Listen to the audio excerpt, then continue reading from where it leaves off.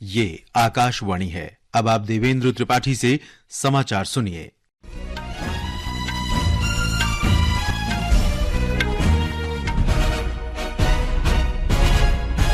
मालदीव के राष्ट्रपति डॉक्टर मोहम्मद मोइज्जू भारत के 5 दिन के राजकीय दौरे पर आज नई दिल्ली पहुंच रहे हैं। विदेश मंत्री डॉक्टर सुब्रमण्यम जयशंकर आज उनसे मुलाकात करेंगे। कल सुबह राष्ट्रपति भवन में राष्ट्रपति मोइज्जू का औपचारिक स्वागत किया जाएगा। वे प्रधानमंत्री नरेंद्र मोदी के साथ द्विपक्षीय, क्षेत्रीय और आपसी हित के अंतर्राष्ट्रीय मुद्दों पर बातचीत करेंगे। बैठक के बाद कई समझौतों पर हस्ताक्षर किए जाने की संभावना है। मालदीव के राष्ट्रपति का शाम को राष्ट्रपति द्रौपदी मुर्मू के साथ भेंट का कार्यक्रम है।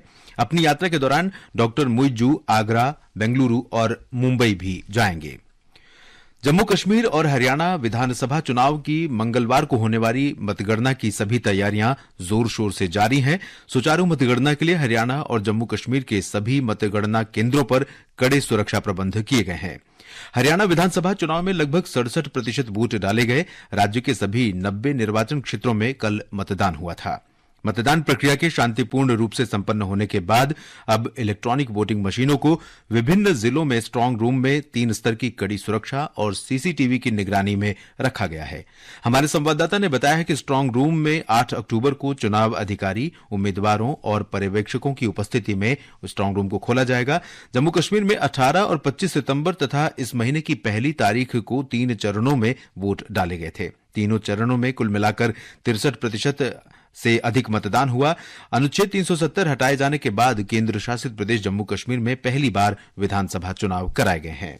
भारतीय वायुसेना की 92वीं वर्षगांठ का आयोजन चेन्नई में 72 लड़ाकू जेट और हेलीकॉप्टरों के शानदार प्रदर्शन के साथ शुरू हुआ। 21 साल बाद आयोजित इस शो को देखने के लिए मरीना बीच पर लाखों दर्शक एकत्र हुए। भारतीय वायुसेना में शामिल Chetak, Rafale, Dakota, Harvard, MiG और जगुआर ने एयर शो के दौरान बेहतरीन करतब दिखाए और अपनी ताकत का शानदार प्रदर्शन किया। इस समारोह में तमिलनाडु के मुख्यमंत्री MK स्टालिन, उप मुख्यमंत्री दयानिधि स्टालिन, राज्य के मंत्री और रक्षा बलों के शीर्ष अधिकारी उपस्थित हुए। पूरे शहर में सुरक्षा व्यवस्था कड़ी कर दी गई है और 8000 से अधिक पुलिसकर्मी तैनात किए गए हैं। नवीन और नवीकरणीय ऊर्जा मंत्री प्रहलाद जोशी की 3 दिन की जर्मन यात्रा आज से शुरू हो रही है।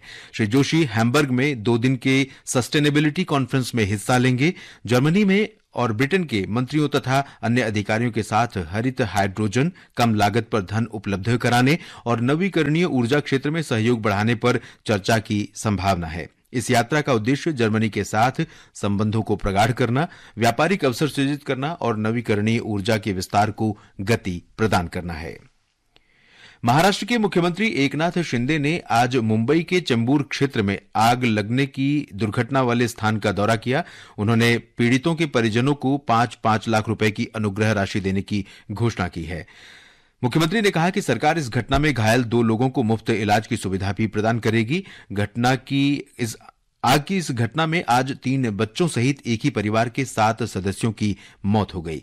यह घटना तब हुई जब 2 मंजिला इमारत के भूतल की एक दुकान में बिजली के तार की गड़बड़ी से आग लगी। इस घटना पर दुख व्यक्त करते हुए मुख्यमंत्री ने कहा कि दुर्घटना के कारणों की जांच प्रशासन करेगा और भविष्य में इस तरह की घटना को टालने के लिए आवश्यक कदम उठाए जाएंगे। राष्ट्रीय अन्वेषण अभिकरण NIA ने आतंकी संगठन जैश ए मोहम्मद को धन उपलब्ध कराने की जांच के सिलसिले में कई ठिकानों की तलाशी ली है। NIA ने जम्मू कश्मीर, महाराष्ट्र, उत्तर प्रदेश, असम और दिल्ली में 26 ठिकानों पर छापेमारी की। इस दौरान NIA को मिले दस्तावेजों और उपकरणों की जांच की जा रही है। इस्राएल ने लेबनान में हमले तेज करते हुए बेरूत शहर के दक्षिणी इलाकों में भीषण हवाई हमले किए हैं, जिससे शहर में भारी तबाही हुई है। लेबनान के एक सुरक्षा अधिकारी के अनुसार कल उसने उत्तरी शहर त्रिपोली पर हमला किया। कल हवाई अड्डे के निकटवर्ती इलाकों सहित बेरूत के दक्षिणी उपनगरीय इलाकों में इस्राएल ने कम से कम 8 हमले किए। इससे पहले इस्राएल की सेना ने लोगों से इस क्षेत्र से चले जाने को कहा था।